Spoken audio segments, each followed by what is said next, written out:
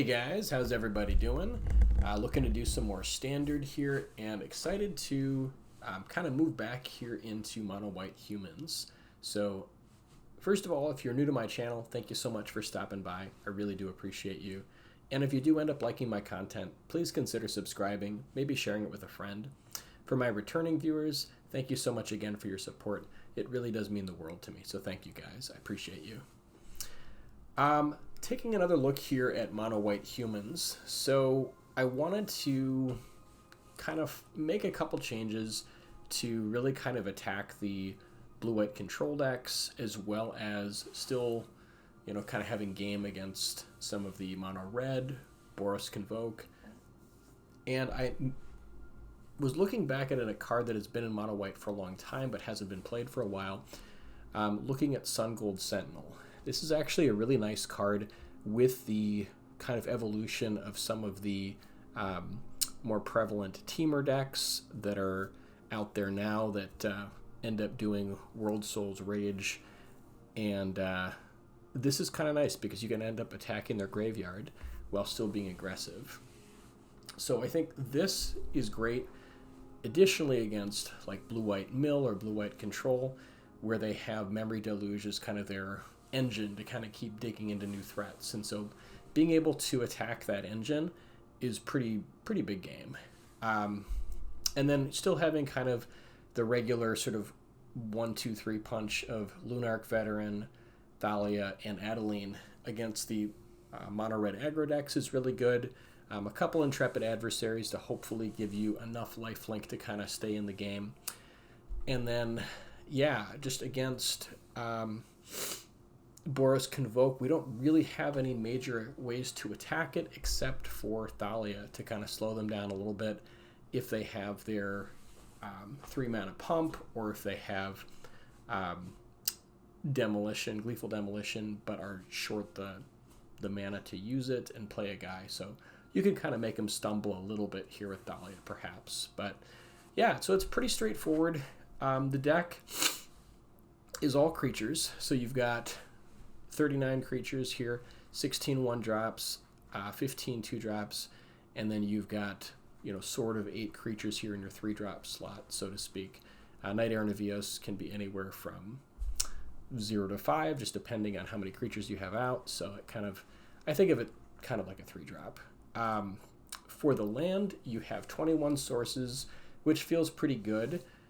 You have a lot of extra threats here in 4 copies of Iganjo and 4 copies of Mishra's Foundry, as well as the full play set of Cavern of Souls, since every creature in the deck is a human. And so this kind of gives you extra game here against blue-white control, which is pretty important. And then I also made a sideboard for those of you playing best of 3, as I really do think that there are some great sideboard options. In the sideboard, we have 4 copies of Get Lost as kind of a catch-all, just to deal with any enchantments, problem creatures, since we are so aggressive, or planeswalkers. And then this is also really nice in response to Temporary Lockdown, which is a card that completely hoses this deck. So having some sort of game against Temporary Lockdown is pretty important. We also have 4 copies of Knockout Blow for the mono red matchup. Really excellent there.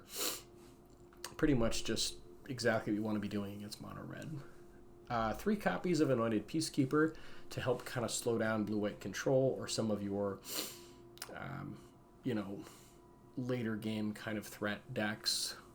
And then we've also got 4 copies of Brutal Cathar. So in the mirror or any kind of creature-centric deck that doesn't have a lot of removal, Brutal Cathar can be absolutely devastating. So with all that said, let's go ahead and hop into a couple games. If you do really like my content and you want to, you know, leave a tip, thank me, there is a way to do it. So if you go to the little more icon, you can actually donate via Super Thanks. So if you want to leave a tip, I greatly appreciate it. You don't have to, but if you want to show your support and your thanks, there's another way to do that. And you can do that right in the through YouTube here. So, all right, let's get into some games.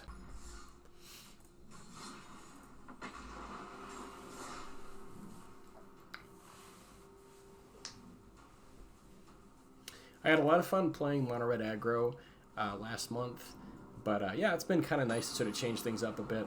I really do like Mono White Humans. I think, you know, Boros Convoke, Boros Humans are both two other great combinations that you can use for aggressive, just grinding ladder here. But yeah, Mono White Humans always kind of has a near and dear place to my heart. So happy to keep. Unfortunately, no 1-drop, but we do have 2 drops, so that's always good.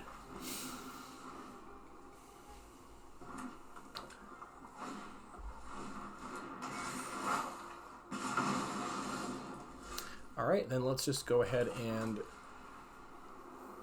I guess we have a couple choices here. We could go Thalia, which is always good against Mono Red. They're most likely going to play a creature next turn. They could try to creature plus spell. We might also just want to play Adversary. But since we're on the play, maybe we can hold that until later. Still, I think Adversary is good enough here that, you know, typically you do want it pretty early. So I think I'm going to go with Adversary just for the lifelink. This is contested. I could see playing Thalia here instead. Just because we know that they are incentivized to play a creature, that's part of the reason I want to go with Adversary. If they have like Swift Spear, you know, plus removal, it's awkward. But this is nice. We can start racing. We definitely, you know, I don't think we want to trade here.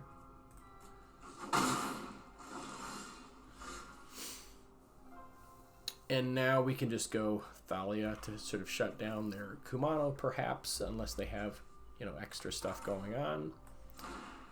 And just sort of slow them down in general.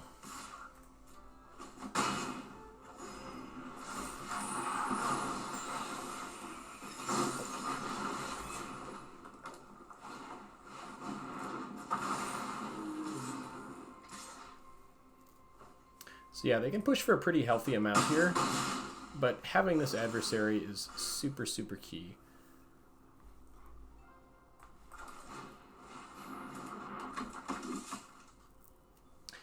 Now I think we could potentially leave Thalia back to shut down the Feldine and the Godric. Problem is if they have like removal or if they have Monstrous Rage, it's pretty awkward. And racing is... we're sort of doing okay here. We're going to go back up to 16, so I kind of like racing. I guess this does theoretically hold back their entire team, unless they like block here.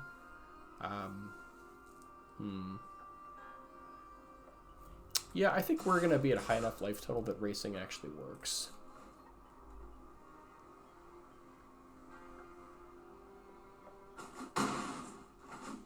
Yeah, and if they don't want to block, I'm happy to kind of go for it here. Especially since we're taxing their mana, that really helps. Okay, and the Festivities is a beating. Yeah, that's a really good one.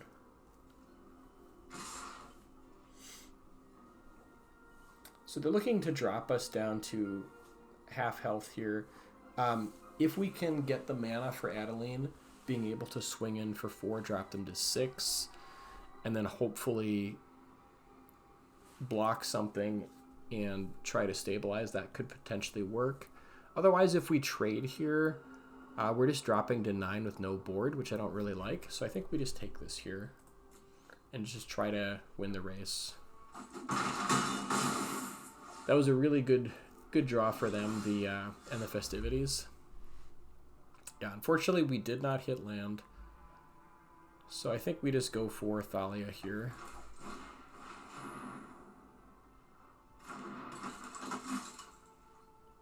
Now, being at 7, if we drop them down to 8, they've kind of are representing too much here. I think we have to hold, unfortunately. I was really counting on getting that land for Adeline, so I think we just got to sit.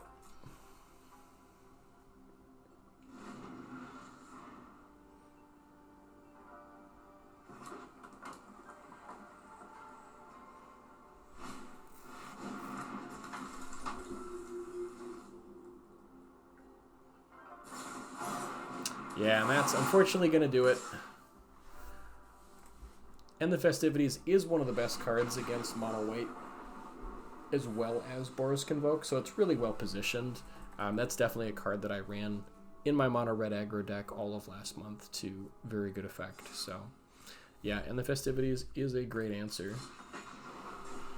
That and Invasion of Tarkir are kind of the main weapons that mono red has against mono white.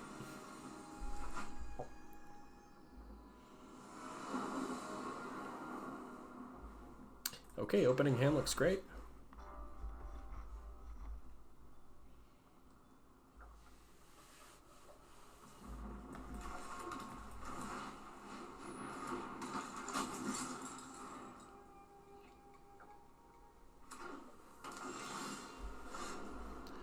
Alright, so we could be up against like black-white, I guess, yeah, Orzhov life gain, or Dimir, or not Dimir, excuse me, Esper, either control or mid-range.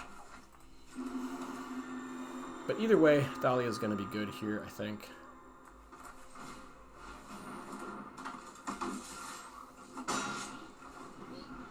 And I think, yeah, playing Thalia early is almost never wrong. Like, very few corner cases where I'd want to play something else over it.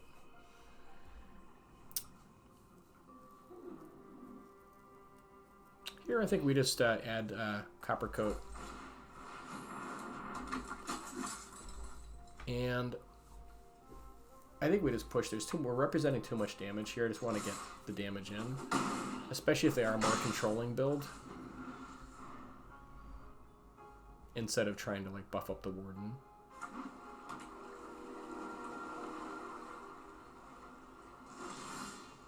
So it's possible that they have like the 3-mana board wipe in black. That's likely. So I think we just want to set up here with Knight Errant. We could push here for a decent amount, and then like if they haven't got it, we pretty much just got them. But I think there's enough benefit here to go for Warden. Question is, like, do we go like Warden into Knight Errant or just Knight Errant? I think we can probably go like Warden into Knight Errant. We do lose a little bit if they've got it, but I think there's enough of a benefit that it's worth going for.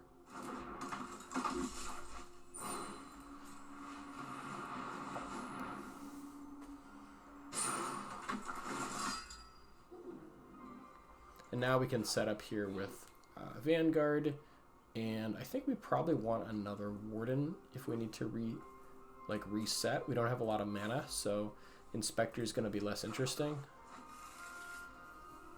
This way, if they've got the board wipe, we can try to start picking up the pieces. If they don't, it's just game, obviously.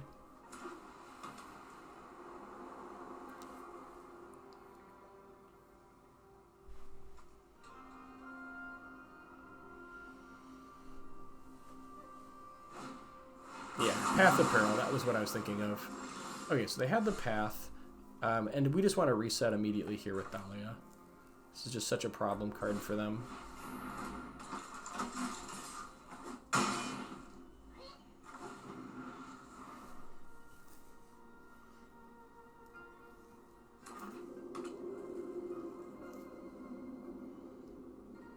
Because now this keeps it off Sunfall for another turn.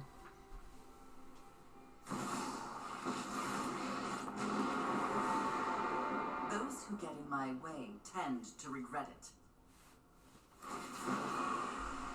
Okay, Thalia's kind of done her job.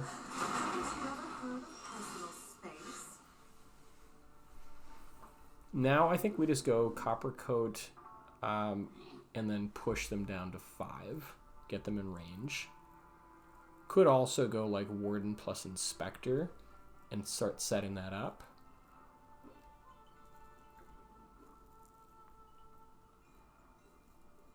Certainly another option. I guess like Vanguard is kind of like good as like the last card you play too, so I could see the benefit of going like Warden plus Inspector here.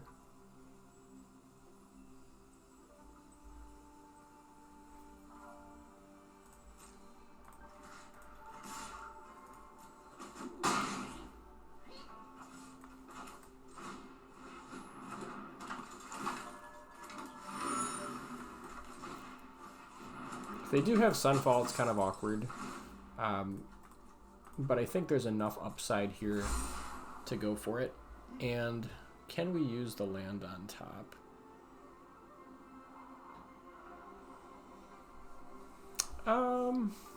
Not super effectively.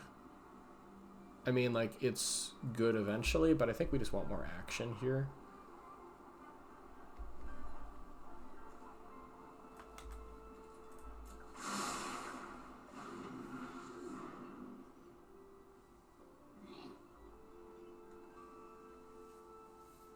Like, the land is okay.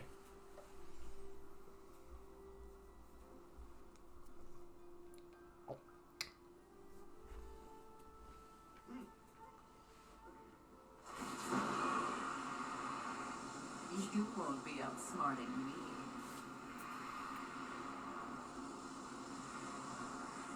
And I think probably out of all these cards, probably Adversaries is like the least useful right now, just because we haven't got mana going. So I'm probably just going to discard Adversary here.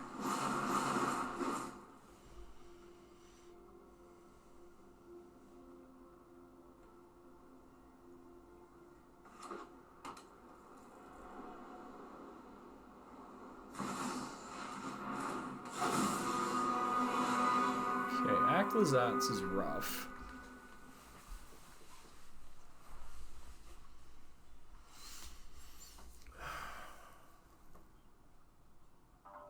We could try to set up like Sungold Sentinel into like hexproofing its way through. But I think just going Coppercoat here and pushing with everything, like, we're keeping their life total pretty close to what it is now, and they'll need another board wipe, so I think it's probably just Coppercoat here.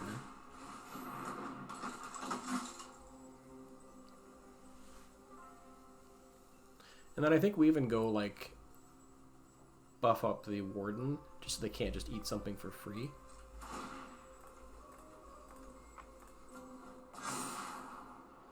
Now we can definitely use the lands. And here I think we just ignore Liliana and push face.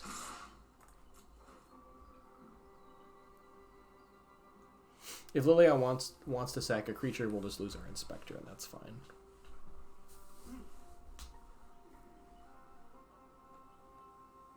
And here they've got force blocks. They're not able to replay it, at least not yet.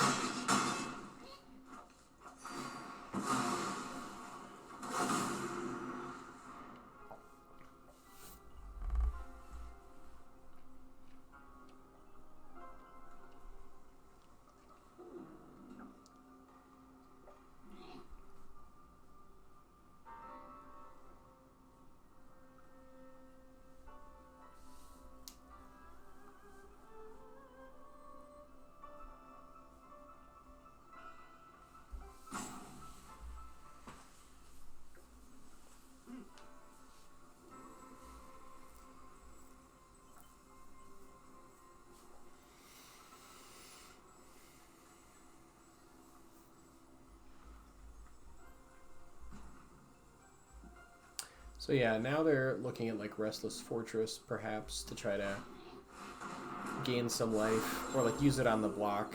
Yeah, they're looking to... Okay, I guess Sunset Revelry does it too. That works.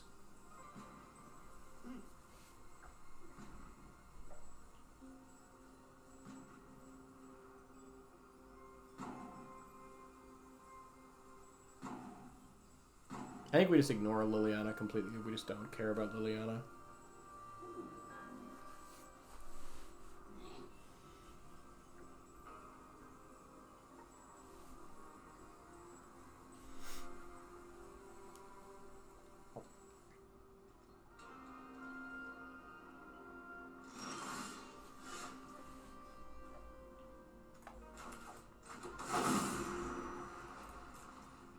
Okay, this is a pretty easy Adeline.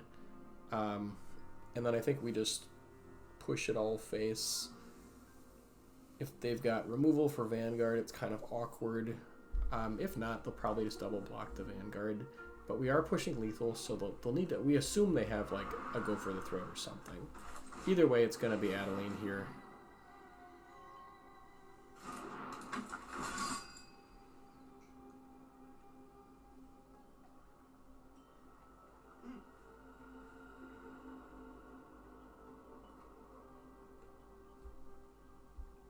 Yeah, it looks like they've got go for the throat plus the word mana.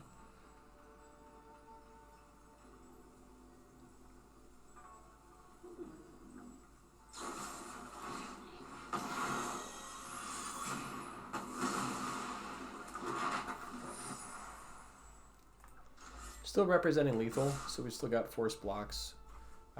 They probably double block the Vanguard, but that's fine.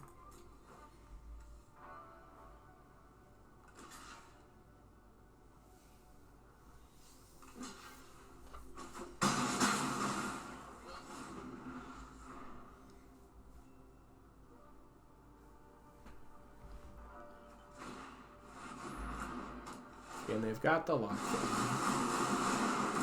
Yeah, so lockdown is a beating.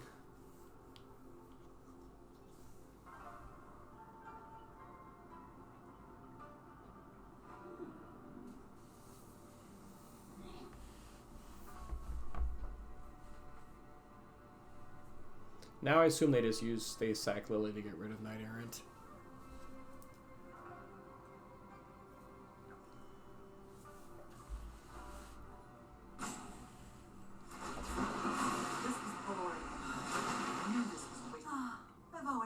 Yeah, I think we needed them to not have lockdown there.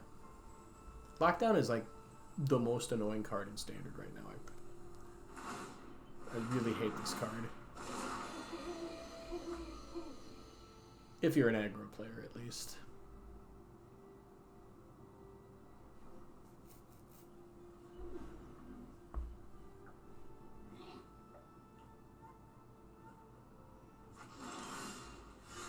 I guess they had a backup lockdown, no problem. Yeah, so now I think we don't want them to be able to activate Temple of the Dead. So I think we just lead out here with probably Kellen. I guess we could also go like Sun Gold. But I think we want to start drawing cards.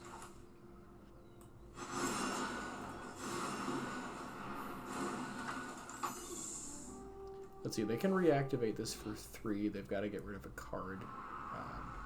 There's a chance that they can't do it, so I think we just sit with 1 creature.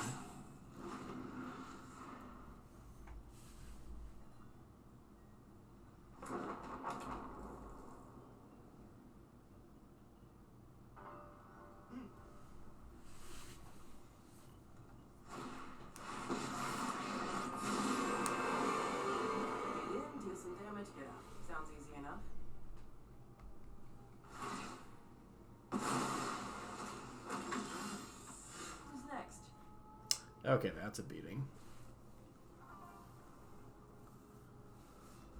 I think we're probably dead at this point, but I guess now we can go Sun Gold and try to like possibly set up Coven. The problem is we haven't got the mana to use it and play all over stuff. So I think we kind of have to go like Inspector plus draw a card here.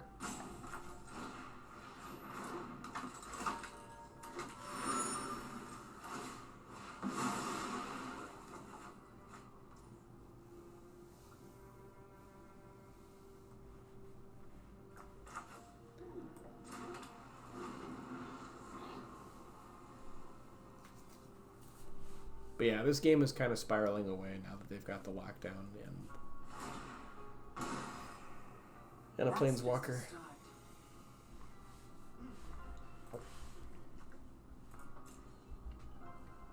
I think Path of Peril and then into lockdown is probably what put this game out of reach.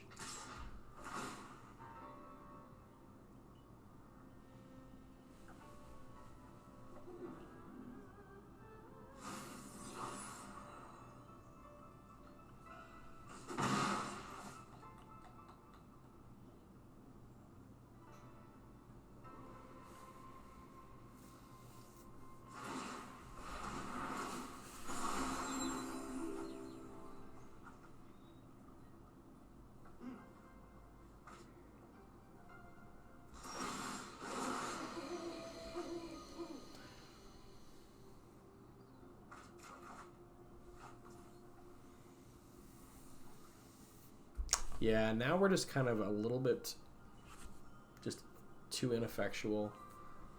Plus they've got the Kaya and sort of too many threats going here. I don't think we can turn this one around at this point.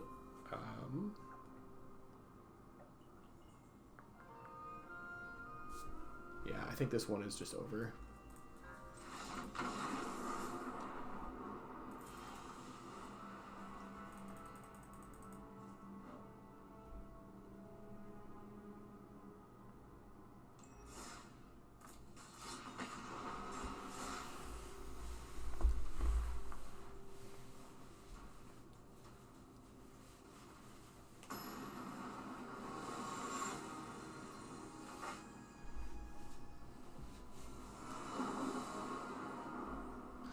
Okay, opening hand looks great. We've got Cavern, so we have at least a little bit source of white mana.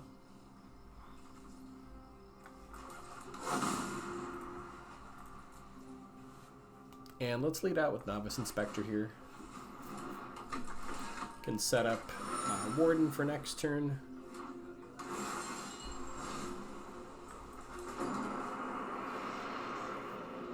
Yeah, even though it's less mana efficient, I think setting up the Scry maybe could be really good. Although I guess we're going to go Knight Errant here pretty soon anyways, so maybe it's just Knight Errant this, or maybe just Sun Gold this turn, and then next turn land. Yeah, I think that's probably right.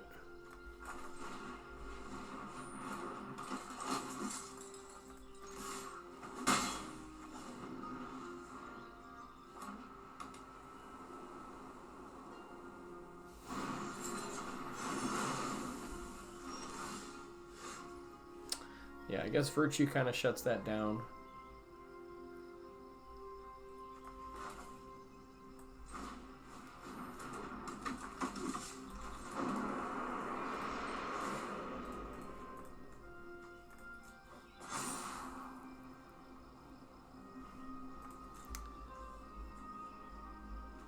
Yeah, it looks like we definitely want... This is going to be a good Thalia game.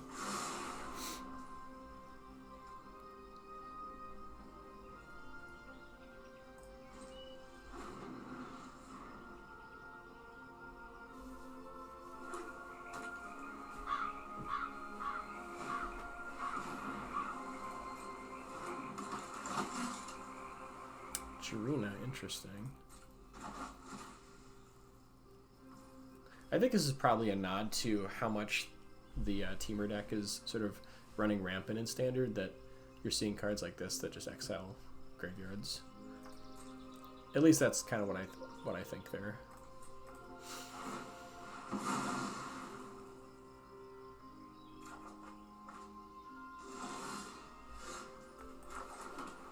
Okay, nice land pickup there. I feel like we probably want Thalia going here just to kind of set that up. So, yeah, let's get Thalia down, and then probably, we've already got a Warden, let's go for Novice Inspector into Knight Errant.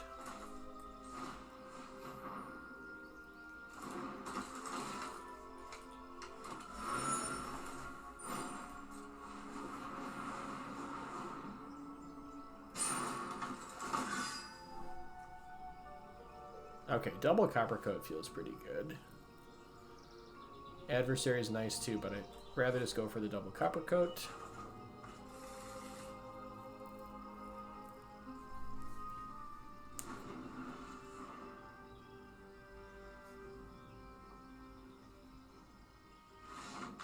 Yeah, they're just gonna scoop it up there. Makes sense.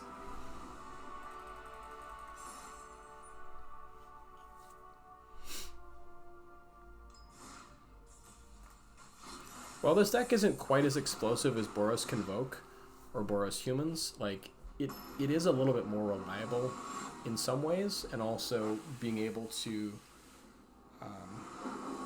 you know, have all those Cavernous Souls against like the blue-white control decks is pretty nice. Boros Humans, you know, does get to use Cavernous Souls pretty well, but some of like the life gain stuff isn't quite as easy. But yeah, we've got a nice Novice Inspector into Warden play here. Oh, nice. It's always nice when someone says hello. Again, we're just going to run out here with Novice Inspector.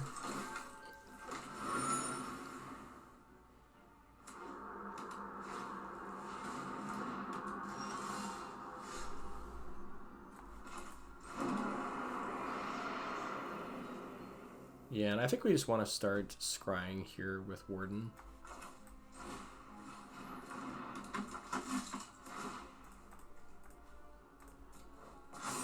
Yeah, there we go. Getting the land going feels pretty good.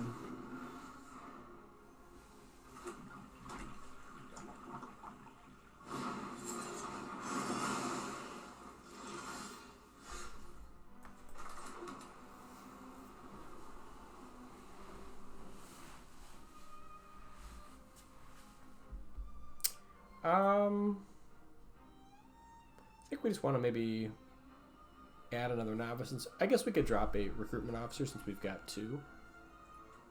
So probably recruitment officer and then crack the clue. See what we get. I guess we could crack the clue first.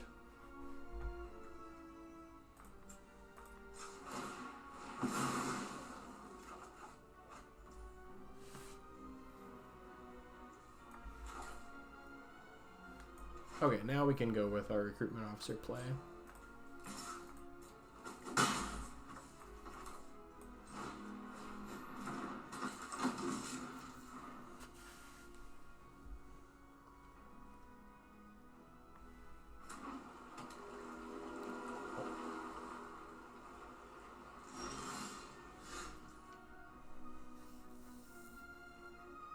So here I think we just go Knight Errant. Let's add a Novice Inspector or 2 to the board. I think most likely they're going to have a board wipe here, so I think maybe just the 1. We can still search for basically anything in the deck, so...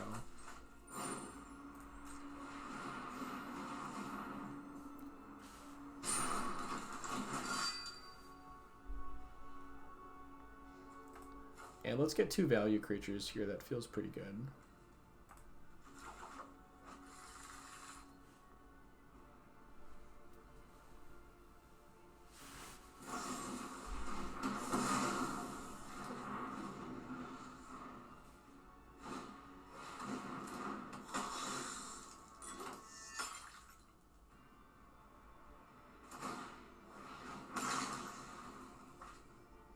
Oh, this is great. Now...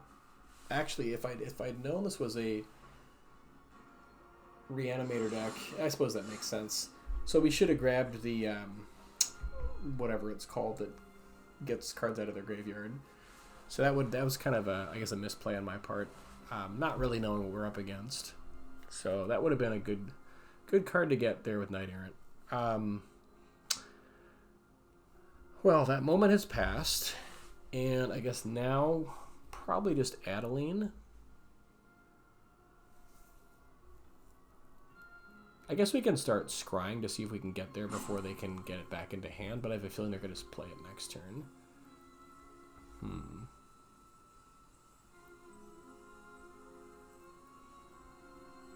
We could also just go Coppercoat here. And I think Coppercoat plus Warden is actually okay.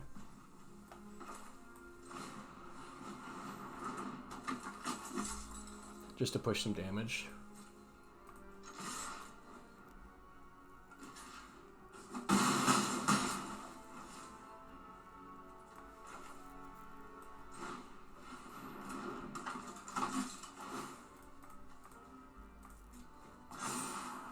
Okay, looks like they've got some sort of piece of removal. I'll keep the Aggro on top here, since we can use it with Adversary next turn to pump if they don't board wipe. Most likely they've got the board wipe here. Yeah, there's the Brotherhood's End.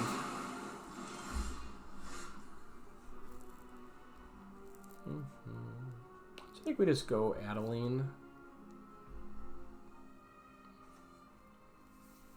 Do we want to keep this Aggro? Not really sure. I think they want to just start using Virtue, and they're getting close, so... We just want to go pedal to the metal. We'll need this to kill their... Yeah, I think we just play the Iganjo.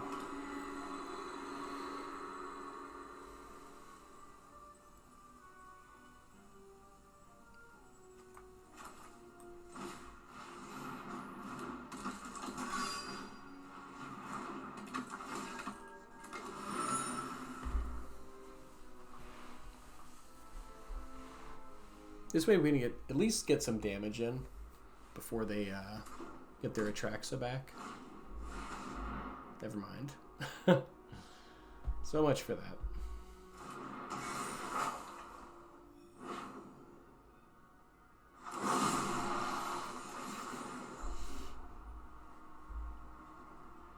Yeah, so I think we pretty much just threw this game by not knowing how important the graveyard hate was.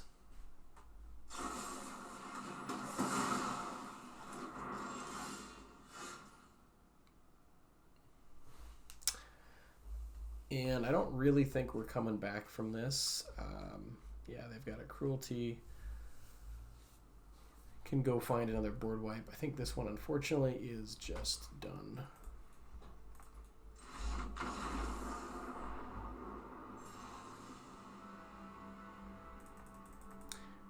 That is the thing. We don't have main deck removals per se other than Iganjo, so, you know, it does feel a little bit... Can be kind of stressful not having the removal, but you've got it on the board. And if there's a, you know, if you're facing a huge, I guess, meta of just a lot of big scary threats, then I could see running, you know, the maybe move like the Brutal Cathars into the main deck.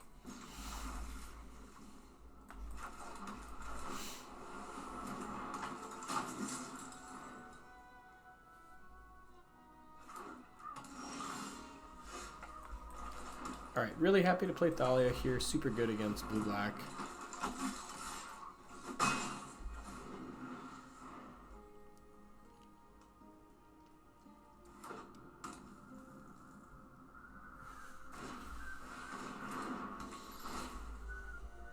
Nice thing is we have two Adelines here, so if we hit land, we can play an Adeline no matter what.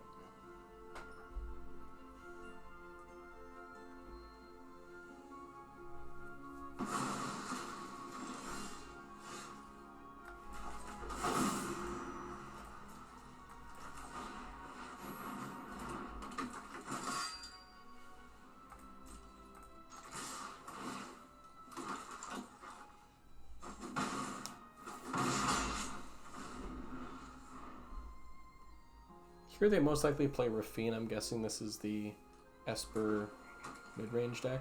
Well, maybe just Dimir.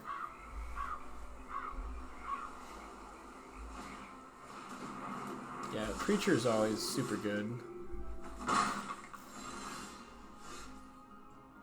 Okay, that was a nice hit.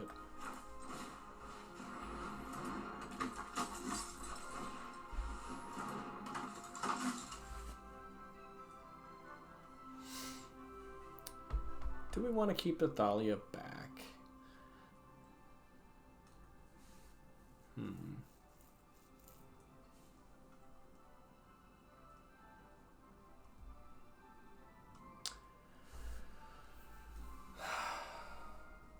I guess, like, if we... I mean, if they block Thalia, we're pushing a lot of damage. I think it's fine to just push.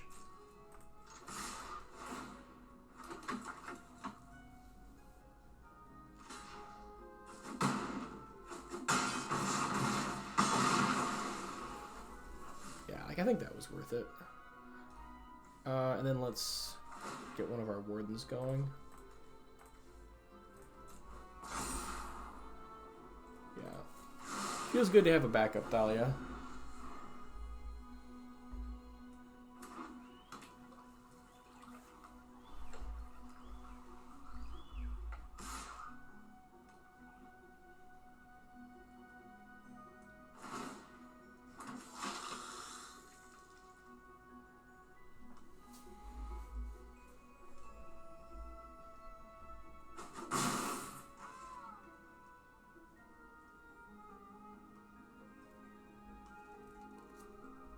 So If they hold this mana up, it's probably like Urtai, I'm guessing.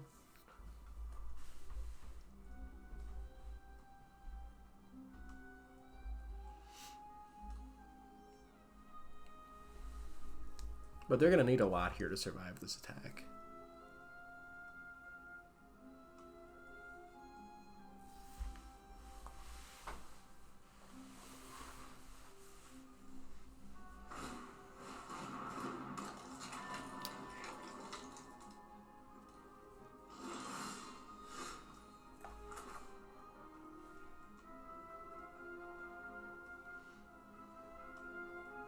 I guess we could wait and go Adeline in case they kill the first Adeline, but I think that Dahlia is still really good. It still forces their hand.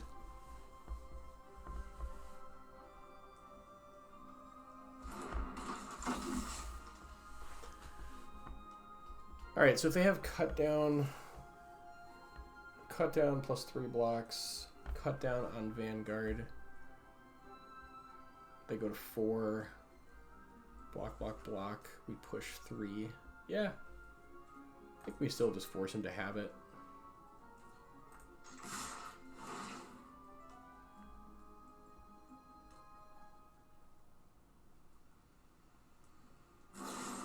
Yeah, there's the cut down. So they stabilize at 1 this way.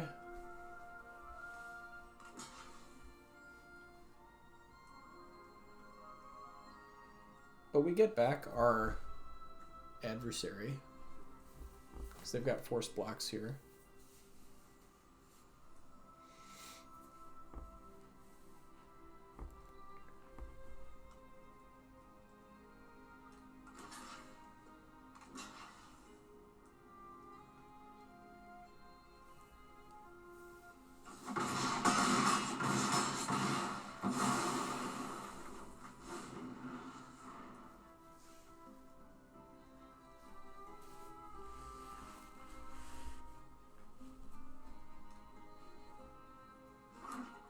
I don't think there's really anything they can have here that would get them out of this. This is pretty much just game.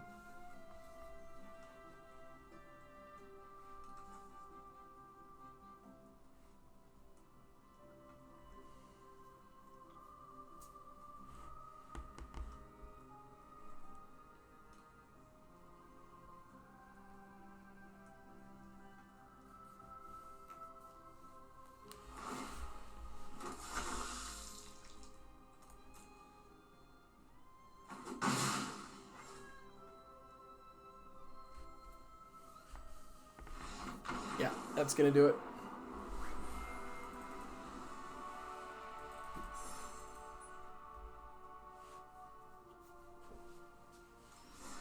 All right, let's take a look at the stats. All right, so the deck is currently 77% win rate. This session, I think we went 2 and 3, which wasn't amazing, but overall it is 10 wins and 3 losses. So, yeah, it's going really well. And for the specific matchups, I guess like mono red, we're like 2 and 1, 2 and 0 against blue white, and then looks like some of the trouble matchups here, like we kind of threw that game to the Reanimator deck. So just be cognizant of that. But I think that, you know, the really big innovation that this deck has is Sun Gold Sentinel. So this is really good right now against all the crazy nonsense that it's dealing with graveyards, to the point where it might even be worth going to a full play set. I'm not sure if that's right. I guess if I were going to do that, might shave like 1 recruitment officer for the 4th Sun Gold Sentinel if you wanted to do that. I think it might be enough with 3 since we can search with Knight Errant, but the graveyard decks are really presenting a lot in the meta right now, so this could be the move. Anyways, thanks guys for watching. We will see you here for the next one, and you guys are awesome. I really appreciate you.